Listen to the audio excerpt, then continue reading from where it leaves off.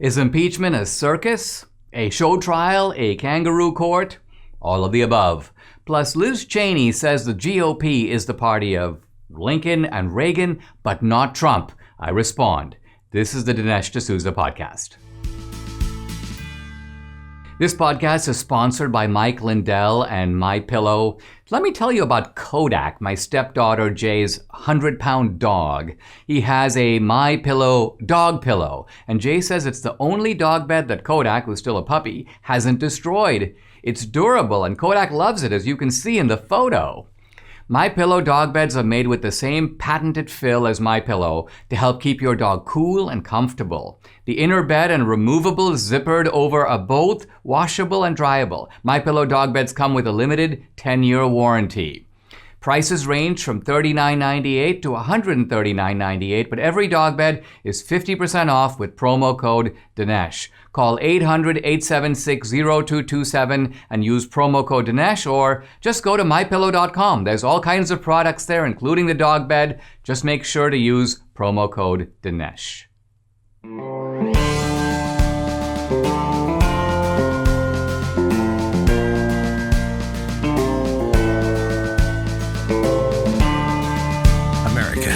This voice.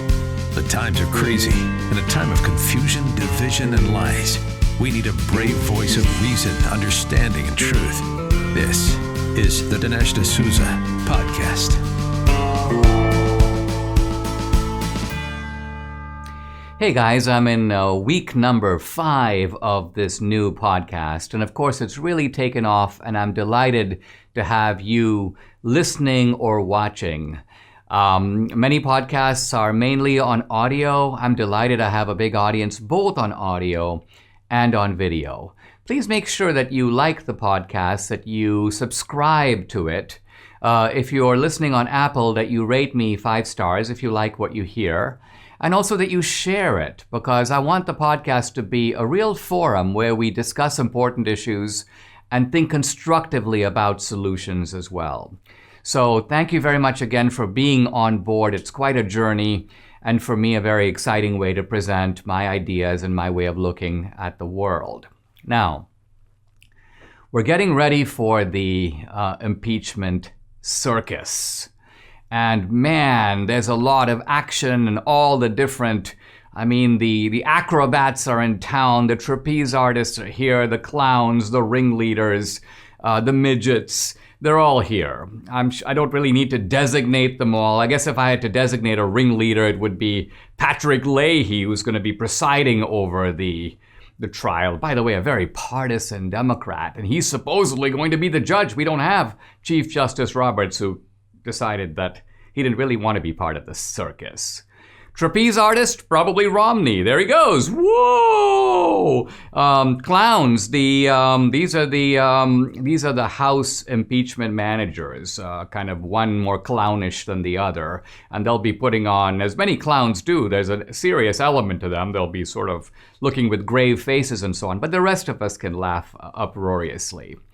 And so there it is. It's going to be quite a show, and I, for one, am looking forward to the entertainment.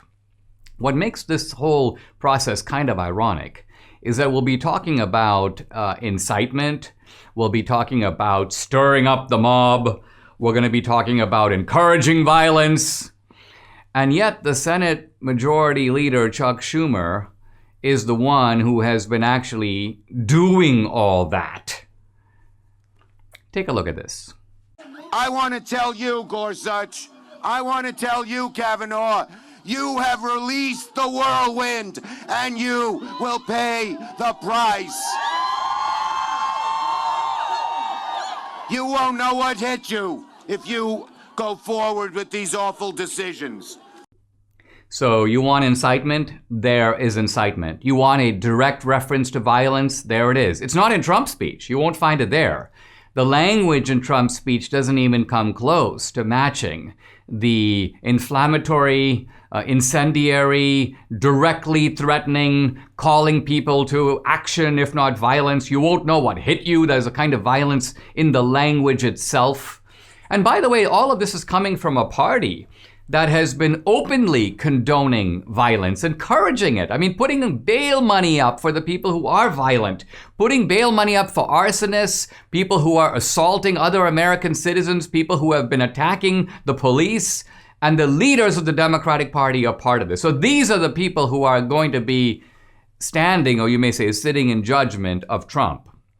And this is beyond ironic. This is basically this is a case where the evildoers themselves are the ones pronouncing judgment as if they had a shred of moral authority to do so. The good news, I think, is that the Trump people plan, as I've been recommending on this show, to feature this violence as part of their defense. I've always taken the view that this isn't just an argument about constitutionality. This is a case where you have to make a positive defense. Trump, did not do the incitement, but there are people who did incite violence, and here they are, and put them on trial and turn the tables. And it looks like the Trump people are going to do that, and I'm going to be looking forward to it. Now, who are the real targets of impeachment? Who are the Democrats really going after? I want to suggest that the real target of impeachment is us, you and me, not even Trump. Let's think about why. What is the goal of this impeachment? The goal of this impeachment, and the Democrats are very, very clear about this. Here's a tweet by the House Democrats I'm going to read. Donald Trump should never, all caps, never be allowed to hold public office again. Convicting him disqualifies him from running any future races. So you might say, well, the target about here is Trump. We want to remove him from office, but wait a minute, he's not in office. He's not the president. So it makes no sense to say that Trump is being removed. He's already out of there. He's in Florida. He's sitting in Mar-a-Lago. Well, we're trying to prevent him from running again. And what does that mean? Well, what that means is we're going to try to prevent people like you and me from voting for him.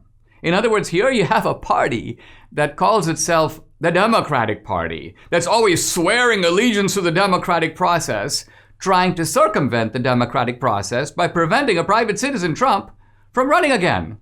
Now, if they had a really good case, Trump is dangerous, Trump is terrible, Trump has embarrassed the Republican Party, Trump is not legitimate, Trump is a fascist, well, you know what? You think that they would make some headway in convincing us that this man was really dangerous, really awful, never vote for this kind of guy again, learn from your mistakes, Dinesh? But see, the problem is that the left and the Democrats know that the Republican base is still with Trump, which is to say, we're not convinced. We haven't bought into your BS. We aren't sold on your lies. And so the bottom line of it is you have to protect America, not from Trump, but from the Trump voter. You've got to protect America from a potential majority of Americans who say, you know what? We actually want Trump back. We want Trump to have a second term. If he didn't get one in 2020, how about we give him one in 2024? That is the clear and present danger that the Democrats are trying to prevent. So the impeachment train rolls on, but it is, as I'm going to show, not just a circus. It's also a kangaroo court. It's also a bit of a show trial. It's all of those rolled into one. The good news is we can enjoy the show, we can enjoy the circus. Why? Because we happen to know the outcome, and the outcome for Trump is acquittal. Want to belong to a senior organization you can trust? That's AMAC, the Association of Mature American Citizens. AMAC is the fastest growing conservative 50-plus organization in America. Over 2 million people have joined and now carry the AMAC membership card. AMAC was built by folks who feel the same way we do. AMAC stands up for values that have made America great: faith, family, and freedom. They believe in the sanctity of our Constitution, including the First and Second Amendments. They're fighting against the ever-expanding scope of the federal government. They are pro-small business, secure borders, support our military, and respect our veterans. AMAC works hard to deliver real value to their members, providing the best benefits, discounts, and services you can find in one place. Join AMAC today. Debbie and I are lifetime members. Go to amac.us and join now. Join AMAC, the website again, amac.us. Reviewing the House impeachment process, Republican Senator Bill Cassidy has compared the impeachment of Trump to a Soviet show trial. Here is Cassidy, and he says, I'm quoting him now, he goes, the president wasn't there, he wasn't allowed counsel, they didn't amass evidence. In 5 hours they judged, and boom, he's impeached. There was no process. You know, if it happened in the Soviet Union, we'd call it a show trial. Now, this may seem like very extreme language, and I'm going to come back to it in a second. But the bottom line of it is, even now when we go to the Senate, we wait for the Senate impeachment trial, we're not really going to have a trial in the normal sense. I mean, most of us are very familiar with trials. I mean, I've been in more than one. You've probably been in one or two, or at least you watched it on TV. So in a trial, you have all kinds of notable elements. Let's go through a couple of those. One, presumption of innocence. That will not be the case here. There's no presumption of innocence. Tons of people who are in effect jurors have been declaring what they think and how they're going to vote in advance of the trial. No presumption of innocence. Number two, an impartial jury. There's no impartial jury here. You've got people who are committed, dug in, they're partisan, they're on one side or the other, they're going to vote in, you may say, a partisan way for the most part. The idea that they are going to be sifting through the arguments back and forth and making a kind of impartial, honest judgment, this is preposterous. We're not even going to see a semblance of this. The Chief Justice, as I mentioned earlier, has ducked out. So even the kind of appearance of impartiality is gone. We've got a left-wing Democrat, Leahy. This guy has been railing against Republicans from day one. You get the idea he would jail all of us if he had the power to do it. And this guy is going to be presiding, so it's kind of fitting. This is not a normal trial, right? Innocent until proven guilty. Don't make me laugh. This presumption of innocent until proven guilty, this idea that you have to be guilty beyond a reasonable doubt, that's not even going to be applicable here. The House managers don't even use those phrases in their brief. So the idea here is that we have a trial, and it's called a trial, and it will have the trappings of a trial, but it won't really be a trial.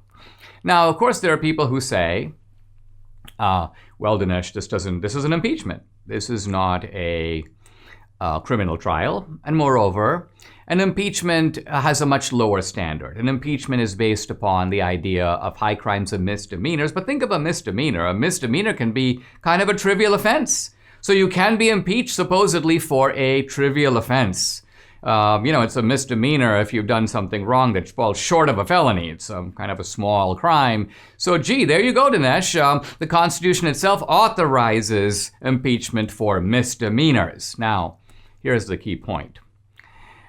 This is a very misleading argument for the simple reason that the word misdemeanor didn't mean in the time of the founding what it means today. This may seem a little strange, but I turned to the historian Forrest McDonald in his book on the American founding called Novus Ordo Seclorum.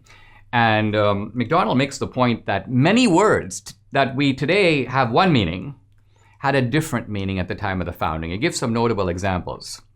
The word discover, he says, meant not to uncover or find out, but to disclose or reveal. The word nervous, which today means worried or jittery, in the time of the founding, nervous meant strong and vigorous. Take the word awful that we use a lot. Awful didn't mean extremely bad, terrible. It meant something that inspires awe. I'm looking at the ocean and I'm looking at the sound of thunder, and it's awful. It fills me with awe. Similarly, the word misdemeanor didn't mean a trivial offense. It actually just meant misconduct. Demeanor is conduct. Misdemeanor meant misconduct. So high crimes and misdemeanors doesn't mean trivial offenses, but rather means serious offenses, serious violations of the oath of office. Now, let's turn for a moment to the idea of the show trial that Senator Cassidy talked about. In the Soviet show trials, the famous Stalin show trials, where people like Kamenev and Zinoviev and Bukharin were hauled before the show trials, They were, of course, beaten. They were deprived of food. They were made to make humiliating confessions, false confessions. And we don't have those elements here. We're obviously not living in Stalin's Russia.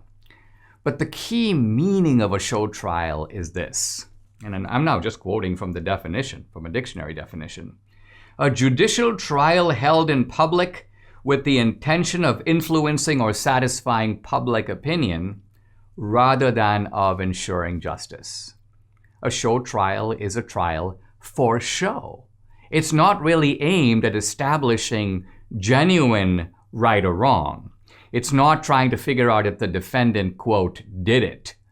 It's aimed at smearing the defendant, discrediting the defendant, not necessarily in the direct court of the trial itself. As I mentioned, there's no impartial judge, there's no impartial jury, but rather convicting the defendant in the public arena with a view, as I said, to preventing Trump from holding office again. You never thought COVID could cost you your home, right? It just might, because cybercrime is up 75%. And by far the most serious cybercrime to worry about is home title theft. The job of the criminals is a little easier than you think. The title documents to our homes are now online. The thief finds your home's title and forges your signature on a quitclaim deed stating you sold your home to him. Then he takes out loans on your home and leaves you in debt. You won't know until late payment or eviction notices arrive. Insurance doesn't cover you, and neither do common identity theft programs. That's why I protect my home with Home Title Lock. The instant Home Title Lock detects someone tampering with my home's title, they help shut it down. Go to HometitleLock.com and register your address to see if you're already a victim. Then use code RADIO to receive 30 free days of protection. That's code RADIO at HometitleLock.com, HometitleLock.com. Liz Cheney is on the warpath against Trump. Now, you might think that Liz Cheney would be chastened by the fact that there was a vote in the Republican House to see if she should be thrown off her number 3 position in the GOP leadership. This was coming on the heels of a number of counties in Liz Cheney's own district voting to chastise her, to censure her for her voting to impeach Trump. But having survived the House GOP challenge, and evidently with the support of GOP leader Kevin McCarthy, Liz Cheney has decided, I'm going to go full never Trump. I'm going to basically now go on Chris Wallace's show on Fox News Sunday and let Trump have it. Listen. This still the party of Donald Trump, and does Marjorie Taylor Greene still hold a solid place in that party? Chris, we're the party of Abraham Lincoln. We're the party of Ronald Reagan. We have to really take a hard look at who we are and what we stand for, what we believe in. I think when you look at both his actions leading up to what happened on January 6th, the fact that he was impeached in a bipartisan fashion, the fact that he lost the presidency, the fact that we lost the Senate, we have to be in a position where we can say we stand for principles, we stand for ideals. Somebody who has provoked an attack on the United States Capitol to prevent the counting of electoral votes, which resulted in 5 people dying, who refused to stand up immediately when he was asked and stop the violence. That is a person who does not have a role as the leader of our party going forward. Let's consider what Liz Cheney is really calling for. She wants to eradicate the GOP, not just of Trump the person, but of Trump's influence, of Trumpsters, of people who are in the same vein as Trump. So let's consider who those people are and how many they make up. The bottom line of it is Trump has huge support in the Republican Party, 85 to 90%. Liz Cheney, by contrast, her support has plummeted. I think the latest figure, 13% approval in Wyoming right now, 13%. So essentially what Liz Cheney wants to do is preserve, apparently, this principled 13% and eradicate the GOP of the remaining 87%. Really? That would make the GOP about as big as the Libertarian Party. So the political wisdom of this, you may say, is questionable, to say the least. You have a woman who couldn't be elected dog catcher today in Wyoming, calling for a president who is as if not more popular than Reagan in his own party to be, quote, purged. This, to me, borders on political idiocy. It makes absolutely no sense. But rather than focus on that, I want to focus on the actual content of Liz Cheney's comment. She basically goes, this is the party of Lincoln and of Reagan, but it's not the party of Trump because never before have we seen such an assault by one branch of the government against another. So this is evidently Trump's doing.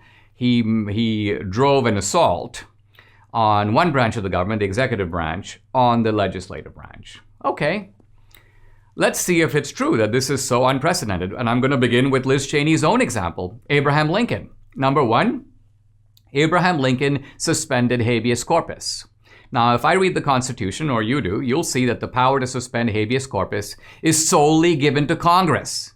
The executive power does not have the authority to do it. Now, Lincoln had a convoluted argument. He basically said Congress can't meet. It's being thwarted from meeting by the Confederacy. But the bottom line of it is Lincoln arrogated to himself a constitutional power that's given to one branch of government, and Lincoln took it upon himself. Number two, Lincoln arrests and made multiple arrests of members of the opposition party and locked them up.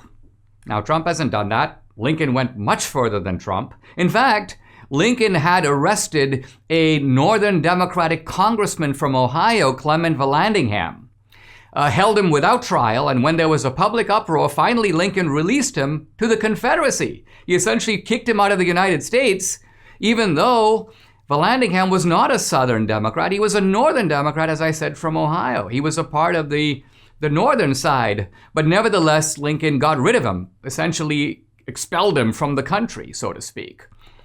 So this notion that our great founder, Lincoln, didn't do these awful things to Trump, this is laughable. This is apparently Liz Cheney showing her complete and utter ignorance of history. Now let's turn to Reagan. Because again, Liz Cheney's kind of assuming that there's kind of this straight line from Lincoln to Reagan. I'm assuming she thinks it includes Bush because, her father, Dick Cheney, was Bush's vice president. So you've got this kind of real Republican Party, and then you've got this Trump usurpation. But I want to focus on the real differences between Reagan and Bush, because the Reagan doctrine is not only not similar, it is the exact opposite of the Bush doctrine. The Bush doctrine, advocated by George W. Bush and Dick Cheney, and continually advocated by Liz Cheney, is essentially for preemptive use of force. It's essentially for, you may almost say, looking for foreign wars to get involved in. And during Bush, we saw the United States get involved in at least two, Afghanistan and Iraq, and escalate in both cases. So this idea that America is the world's policeman, that America should use force first, ask questions later, should launch attacks even when the danger has not occurred. That's the point of a preemptive strike. I'm anticipating danger. It hasn't really happened, but I'm going to strike anyway. Now, none of this is even visible in Reagan. With Reagan, you have a great deal of abstemiousness, of caution, of prudence in the use of force. Even when the Soviets invaded Afghanistan with 100,000 troops, if there ever was a case for using force, that would seem to be it. But the only force that Reagan used was essentially to provide supplies and weapons to the Afghan Mujahideen, the so-called freedom fighters. And even in other cases, in the case of Angola, for example, with Savimbi, in the case of Mozambique, in the case of the Contras in Nicaragua, Reagan did not directly commit U.S. troops at all. So this idea that the Republican Party sort of was all of one mind, and that the Cheney family has all been part of this Republican mainstream and that Trump is somehow not. No, I would say that if Reagan had to choose between Trump's caution, remember, Trump was not unwilling to use force. He used force in multiple cases. Trump is actually closer to Reagan than Bush was in terms of foreign policy. Bottom line, Liz Cheney, I think, is in the name of proclaiming fidelity to some, quote, old Republican Party that she's trying to revive, is trying to revive a Republican Party that A, not only does not exist now, the base has moved, but B, didn't even exist then. She's papering over important differences in the Republican Party between Reagan and her father, between Reagan and W, between Reagan and her. So my message to Liz Cheney is, if that's the Republican Party you want, that's not the Republican Party you're going to get. We want you in the Republican Party. But if we're going to have a majority party, we don't just need you. We also need all of us. Got problems with the IRS? I got to tell you about a time not so long ago when the big bad US government tried to make an example out of me. And I know firsthand the importance of having proper representation to protect your freedom as well as your finances from being taken by the IRS. Ryan, Danica, and the Christian folks at South Coast Tax will discuss your unique situation and create a tailored framework of how to attack the situation head on with the IRS and allow you a true fresh start. South Coast Tax has a settlement average of 3 cents on the dollar, or 97% reduction rate, along with an A+ rating with the Better Business Bureau. With 20 years of experience alone, Ryan told me he has yet to see a tax situation that has stumped him. That's impressive considering the size of the tax laws. Call Ryan at 800-TAX-3156 or check out their website, southcoasttaxresolution.com. And you'll see for yourself it will be the best move you made and the first step in getting your financial freedom back. That's 800-TAX-3156. What is the definition of provocation or incitement or a, quote, call to violence that is being applied against Trump in the Senate impeachment trial? For the House managers, an incitement is really simple. You say really provocative things that get people stirred up, and then somebody goes out and does something really bad, ergo, their actions can now be blamed on you, the inciter. That's the train of reasoning that calls Trump to account. Never mind that Trump's incitement, if such as it is not direct. It's veiled at best. There is no call to take the Capitol. There is no call to violence. There's language that explicitly says the opposite. And I just want to show that if one takes a little glance back at history, that one can find innumerable cases where there's a terrible violent act, which can then be attributed to some statement or speech. And so the standard absolutely collapses upon scrutiny because it is so straightforwardly dumb. The example I have in mind involves John Brown, the abolitionist, the domestic terrorist, it would not be an exaggeration to say, and Abraham Lincoln. So let me start with John Brown. John Brown, in 1858, launched a massive raid on a pro-slavery settlement in Pottawatomie Creek, in which 5 men, reputed slave owners, were dragged out of their cabins and hacked to death by John Brown and his followers. This came to be known as the Pottawatomie Massacre. Later, of course, John Brown launched the infamous attack on Harper's Ferry, where he rounded up some 60 hostages and was ultimately captured and executed. Now, what made John Brown do it? What instigated this violence? And the answer is John Brown was instigated by the anti-slavery movement. The anti-slavery movement used, in many cases, incendiary rhetoric. And the incendiary rhetoric arguably caused Brown to commit not just this law-breaking act, but these vicious murders that resulted in his execution. So let's now turn to Abraham Lincoln, who in 1858, June 16th, gave his famous House Divided speech. I'm going to look at some of the rhetoric in Lincoln's speech. He goes, "A house divided against itself cannot stand." He says, "Either the opponents of slavery will arrest the further spread of it and place it where the public mind shall rest in the belief that it is in course of ultimate extinction, or its advocates will push it forward till it shall become alike lawful in all the states, old as well as new, north as well as south. So it's either going to be the United States of slavery or a free country. And then this is how the speech ends. And listen to this rhetoric, and I want to compare it with Trump's. This is actually far more inflammatory than anything Trump said. We, he's talking about the Republicans, did this under the single impulse of resistance to a common danger with every external circumstance against us. Of strange, discordant, and even hostile elements we gathered from the four winds and formed and fought the battle through under constant hot fire of a disciplined, proud, and pampered enemy. Did we brave all then to falter now? When that same enemy is wavering, dissevered, and belligerent, the result is not doubtful. We shall not fail. If we stand firm, we will not fail. Now, this is a, you may say, call to arms by Lincoln against a domestic enemy, the Southern Democrats, that makes Trump seem positively meek and mild-mannered.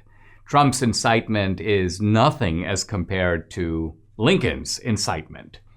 And my point again is not to fault Lincoln. I'm a huge admirer, I would say even a disciple of Lincoln, but rather to show how flimsy and downright ridiculous the incitement standard is that is being used against Trump. It could be equally deployed very easily against innumerable politicians under innumerable circumstances.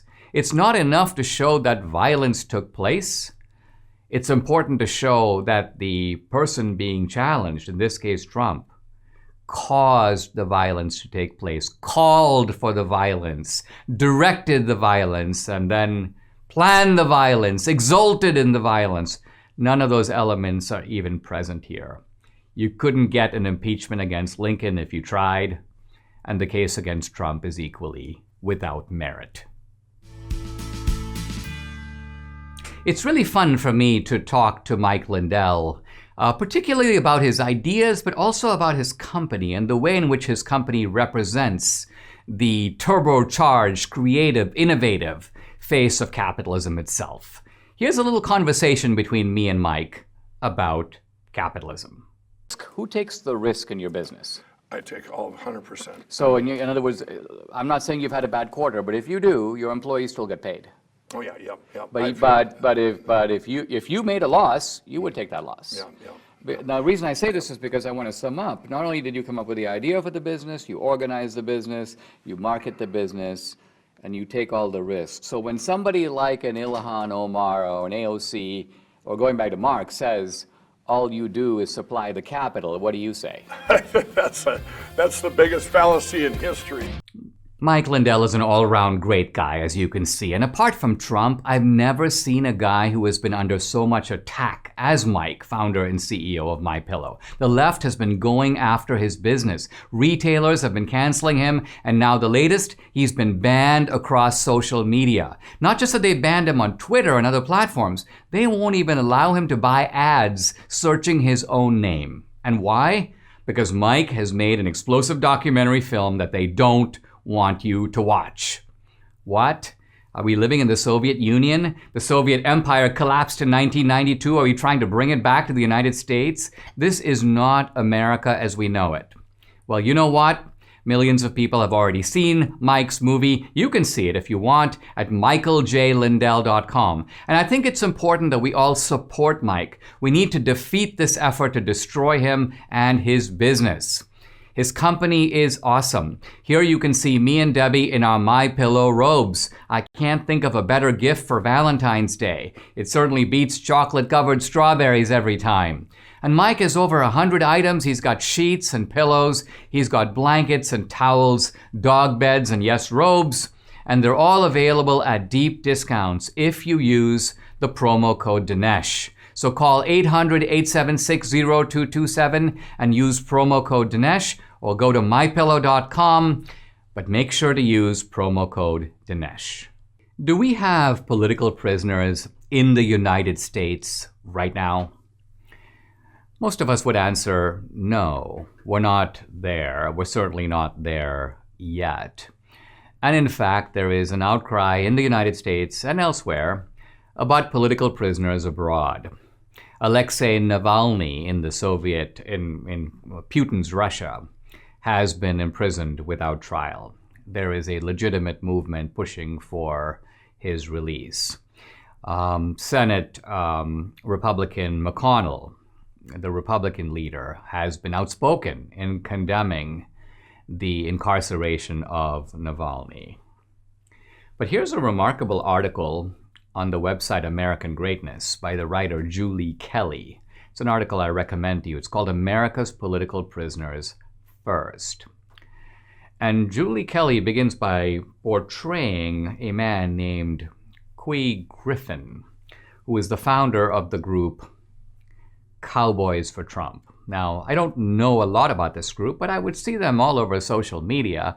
You've got this guy who's clearly a character. He looks like some kind of an old-style cowboy with boots and a hat, and there he is on a horse, and he would be putting out these kind of patriotic messages, very supportive of Trump. He was evidently a presence on a number of the Trump rallies, and he was in Washington, D.C. on January 6th. Did he go into the Capitol? No. Did he forcibly take over? No. He didn't do any of that. Yet, this man, the head of Cowboys for Trump, is in jail right now and was recently denied bail. So what is his offense? Well, his offense, as it turns out, is extremely minor. It's not assaulting a police officer. It's not breaking any windows. It's not even running off with Nancy Pelosi's podium. He's charged with one minor count of trespassing. That's it. And why? Because they discovered that at some point on January 6th, he didn't enter the Capitol, but he moved within the so-called restricted area of the building. Now, this is laughable. But not only are they holding him, but they're acting as if he is Khalid Sheikh Mohammed.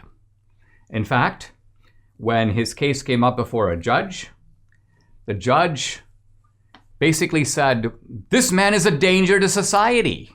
A danger to society.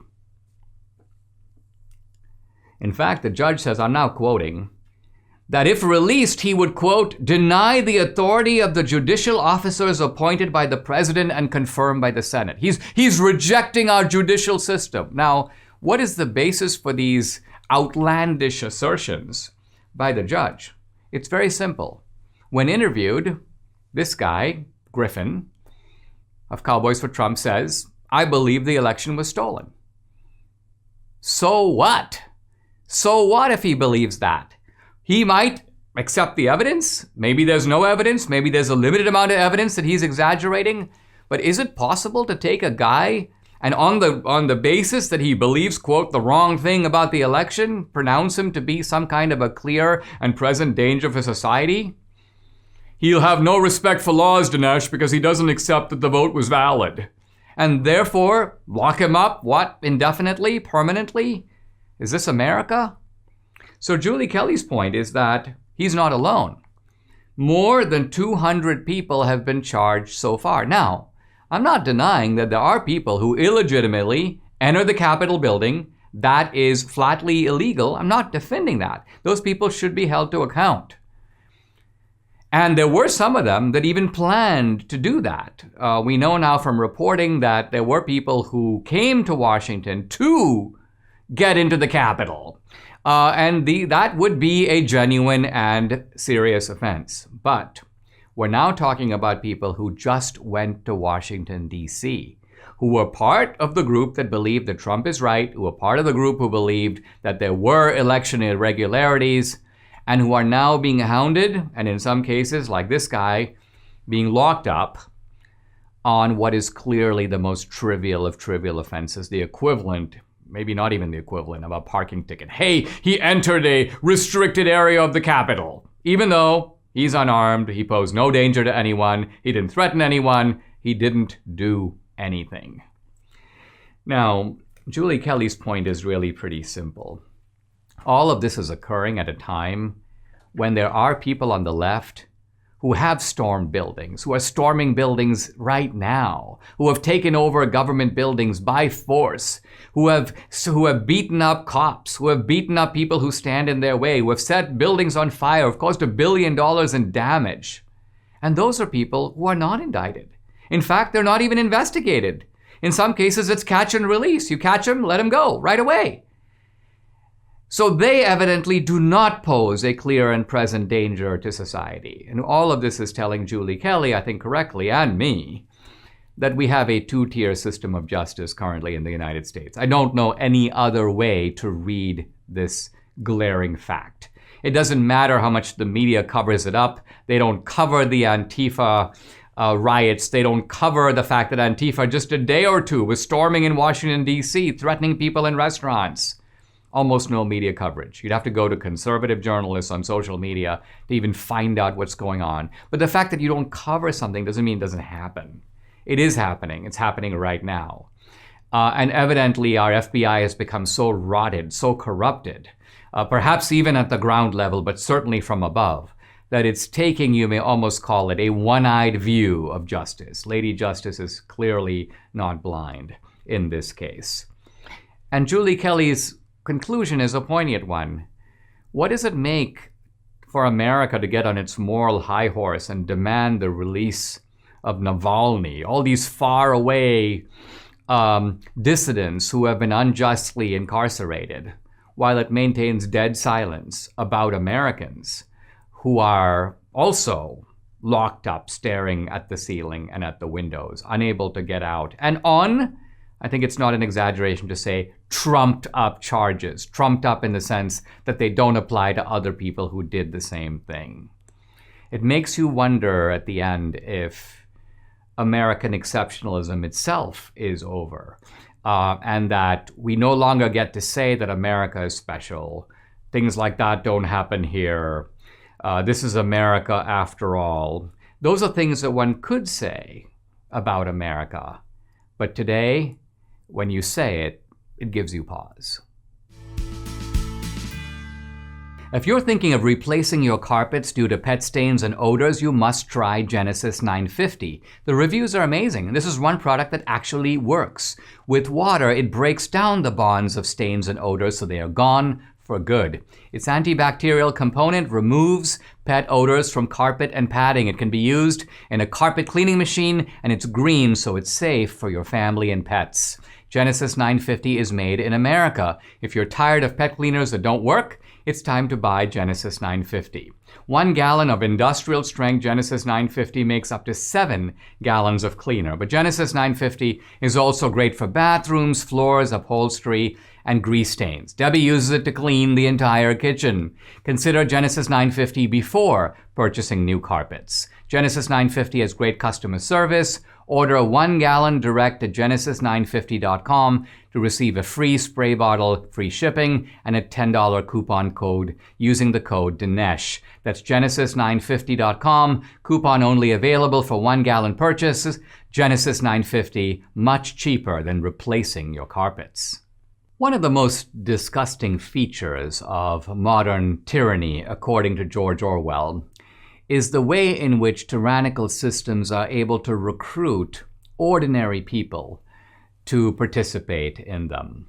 Of course, maybe the most gruesome example would be in the Soviet Union or under Mao's Cultural Revolution, the idea that parents or children would turn against family members, or people would turn against their neighbor. They would call in, hey, my neighbor's doing this, my neighbor's doing that. So you turn ordinary people into accessories of the tyrannical state. But we don't think that that sort of thing can really happen in America, where one of the key aspects of the American system has been the distinction between the state and society. And in fact, most of our constitutional protections are protections against the state. Think of the Bill of Rights. Congress shall make no law restricting freedom of the press. We have the right against unreasonable search and seizure, but that is by the state or by instruments of the state. The police can't break into my car. But these rights don't exist against other private individuals or private entities, because the founders apparently didn't think that the private sector could be recruited into any kind of tyrannical system. But evidently, in that sense, they are proving wrong. I saw a very disturbing story on Tucker Carlson on Fox about Bank of America. Now, Debbie and I have a big account at Bank of America. They're one of our main banks, and we use a branch close to our house. We have good relationships with the people who work there. We like Bank of America.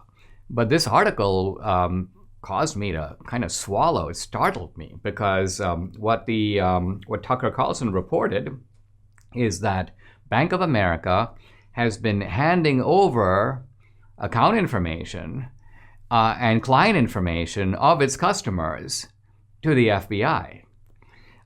It's turned over the account information of hundreds of people in connection with January 6th.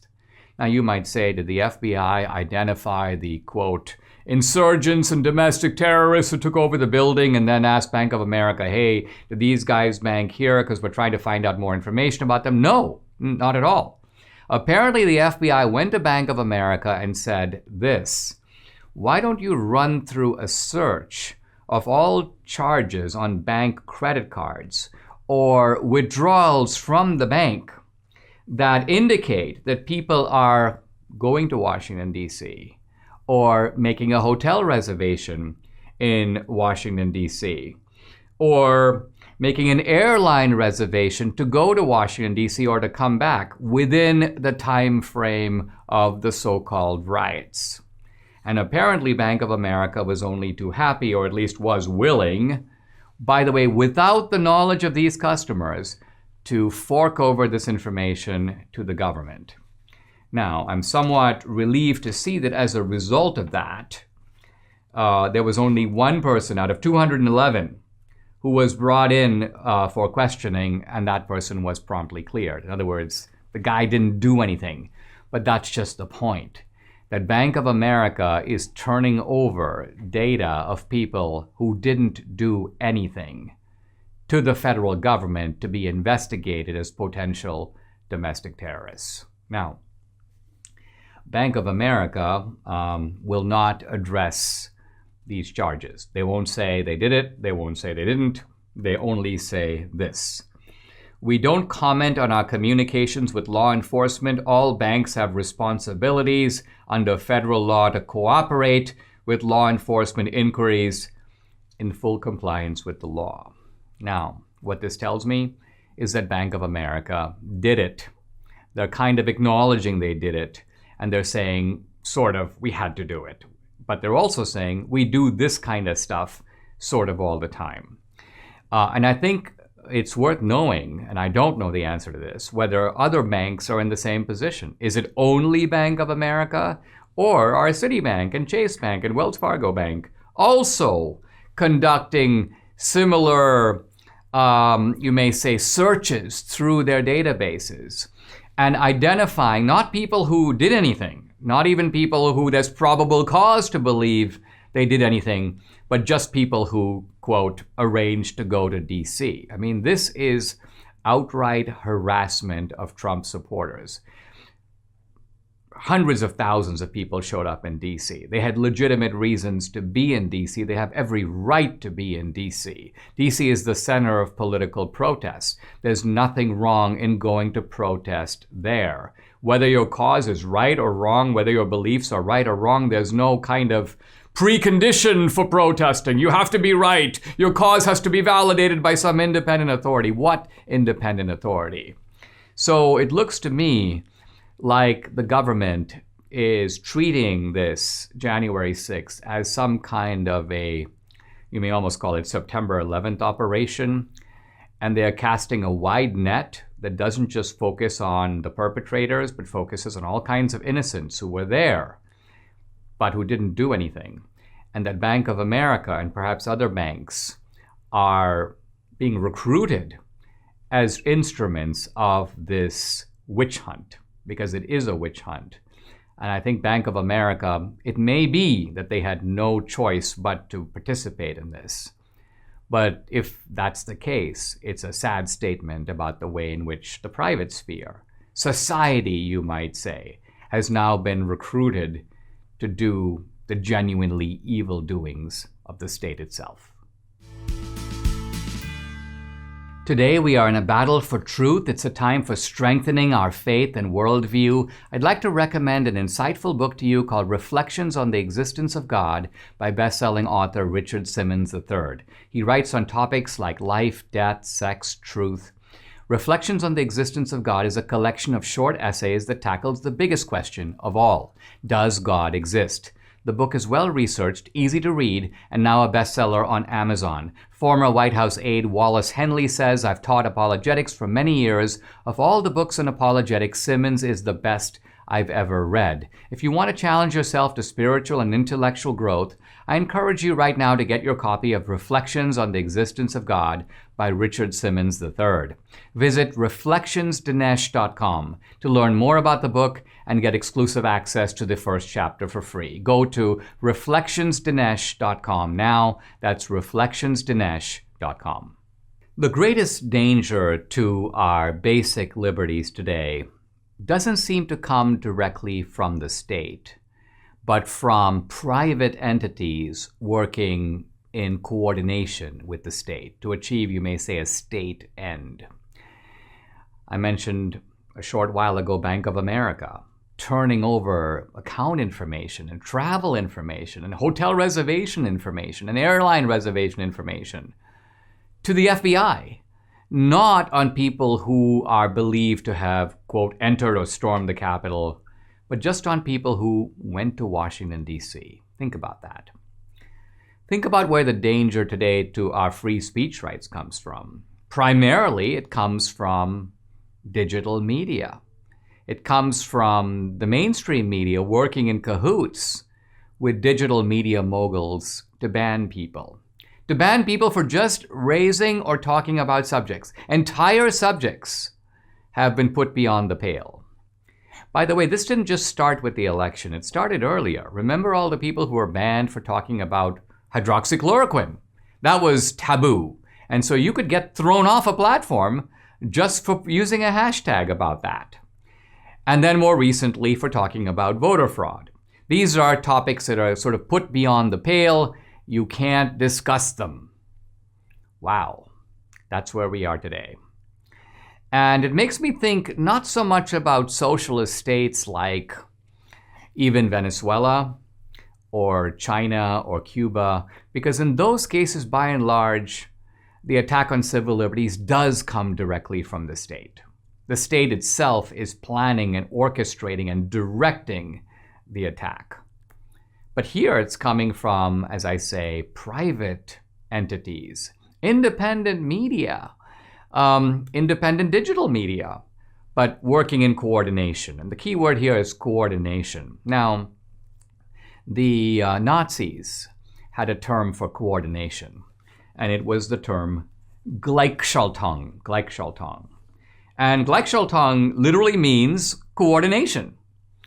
And the Nazi idea was that the private sector in Germany needs to be coordinated to march in lockstep with the Nazi state. In other words, it's not enough to have the state with all its terrifying power. We've got to bring the cultural institutions of society also into line.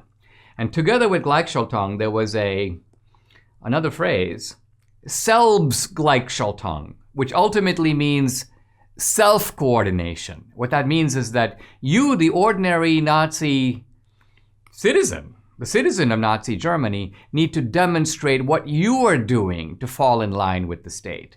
When you think, for example, of all the people who did the Heil Hitler and flew swastika flags off their balconies, was that because they were enthusiasts of the Nazis? No. They were signaling their conformity. They were signaling, I too am a worm. I too am conforming to this forced coordination across not just the state, but across society. Now, the very fact that I'm bringing up Nazi Germany, and I'm not bringing up the Nazi Germany of the Holocaust, this is early Nazi Germany of the 30s, before even World War II.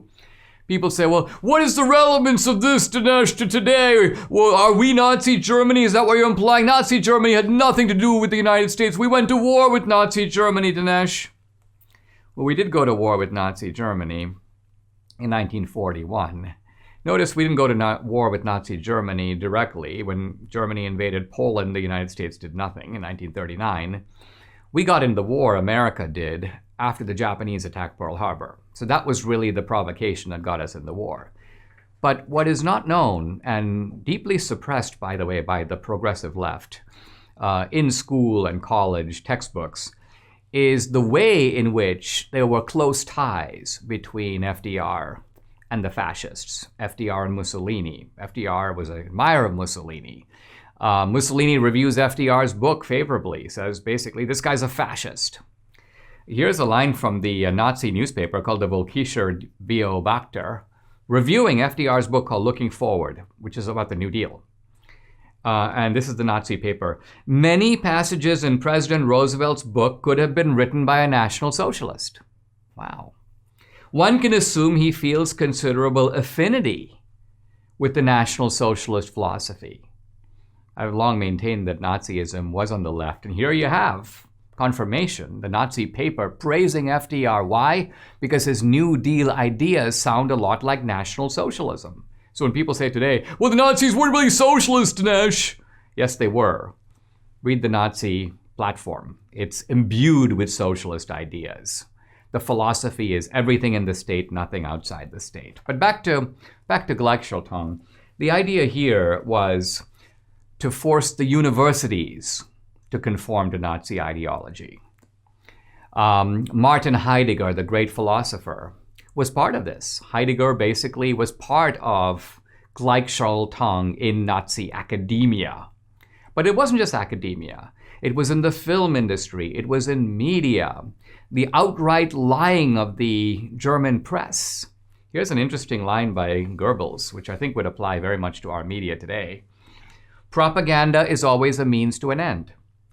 The propaganda that produces the desired result is good, and all other propaganda is bad. So Goebbels is saying propaganda isn't really about truth or falsehood. That doesn't matter.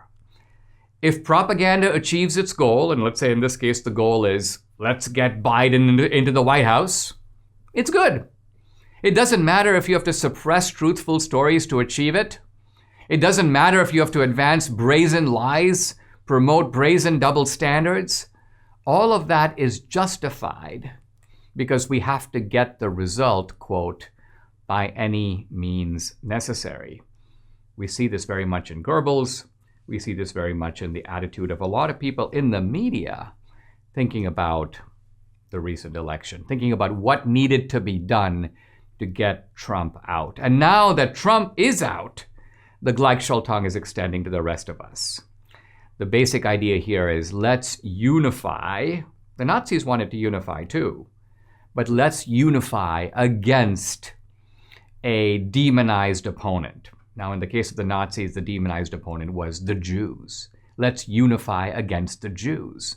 And that means making the Jews into potential criminals, treating them as an alien presence in German society. And I don't think for any of us who are on the conservative side, we can say that we don't know that feeling now because we are being portrayed as aliens in our own country. There are outright efforts to demonize us, silence us, use the rhetoric of domestic terrorism against us. It is, I would say, only one step short from the rhetoric of elimination or extermination, but I wouldn't be entirely surprised if that is next.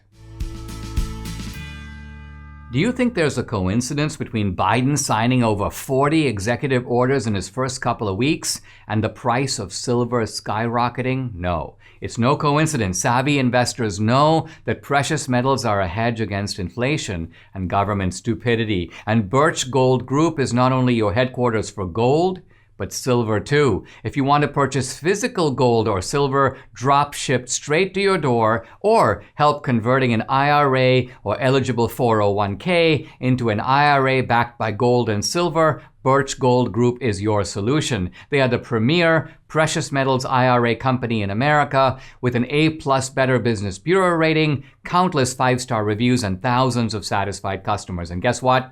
I'm one of them. There's a tidal wave of inflation coming. Gold and silver are your hedge. Text Dinesh to 484848 for your free information kit on a precious metals IRA, or to speak with a Birch Gold representative today. Time is running out, but you can protect your savings now. Text Dinesh to 484848. Hey, it's time for the mailbox, and while I appreciate all questions, we've gotten a bunch of them.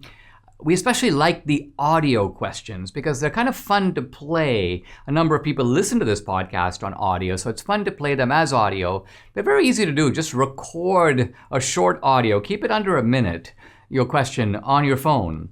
And then just email it. Email it to questiondinesh@gmail.com. questiondinesh@gmail.com. So that being said, Hi, Mr. D'Souza. Thank you so much for your podcast. It's amazing, and for taking my question. I've read almost all your books and watched all your movies. They're excellent stuff. Your podcasts are amazing. It shows you understand, everything at the top of your mind and can respond. And I sure wish the Republicans would be able to learn from you and act it. But my question gets back to, I have a 13-year-old son, soon to be 14, and I'm trying to get him to understand the difference between the left and the right. And I was wondering if you could recommend either of your books or other books that are going to be for around that age, because it's they're still kind of not quite understanding the real world, but they're getting there. I mean, I discuss politics a lot with my son, and we bring up the inconsistencies of the views, the left and the right, and he understands it. But I'd love to be able to get a book for him that he could read and learn from. Thank you. the question is about, it's from Joe, and it's about the core difference. How do you convey to a teenager the core difference between the left and the right? I think kind of well, first of all, in terms of books, I wrote a book many years ago called Letters to a Young Conservative. It's a book that was written in the form of letters to a teenager or a young college student, laying out the basis. Who is a liberal? Who is a conservative? How does a libertarian differ from liberal and conservative? So it's a very easy to read short handbook that I would recommend. But I would also recommend my book, America, Imagine a World Without Her, because in some ways you could almost say today that the difference between the left and the right is over America itself. It's over American exceptionalism. By and large, the right is for it and wants to protect and accentuate the aspects of American exceptionalism, and the Democrats want to diminish them. So, for example, the right would believe that America was a society that's created based upon liberty, to accentuate liberty, to realize the promise of the Declaration of Independence, whereas for the left, progress, and the word progressive here is kind of revealing, because they interpret progress as meaning moving away from the American founding, rejecting the principles, not just the practices, but the principles of the founders.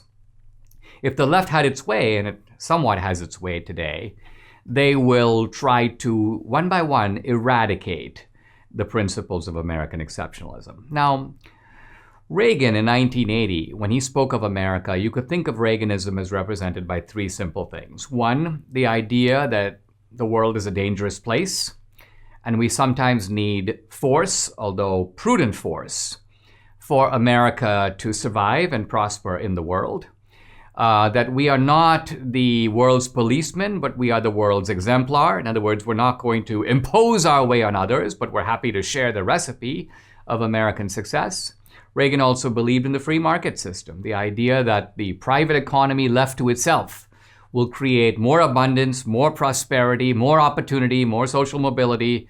But also third, and this third part often gets left out, the idea of the traditional or decent society. In other words, it's not simply that America is free. I mean, think of it this way. If 350 million Americans are free and they all decide to become, let's just say, strippers or pornographers, would the American founders go, man, the American dream has been a smashing success. This is kind of what we all hoped for. No, they would have been horrified. They would be like, man, what went wrong here? Why? Because for the American founders, liberty isn't some sort of neutral concept. Liberty has actual content. So these principles of Reaganism, a kind of distilled essence, I think, of the principles of the founding, this is what conservatives today fight to conserve, and this is what the progressive left today fights to overthrow. Subscribe to the Dinesh D'Souza podcast on Apple, Google, and Spotify, or watch on Rumble, YouTube, and SalemNow.com.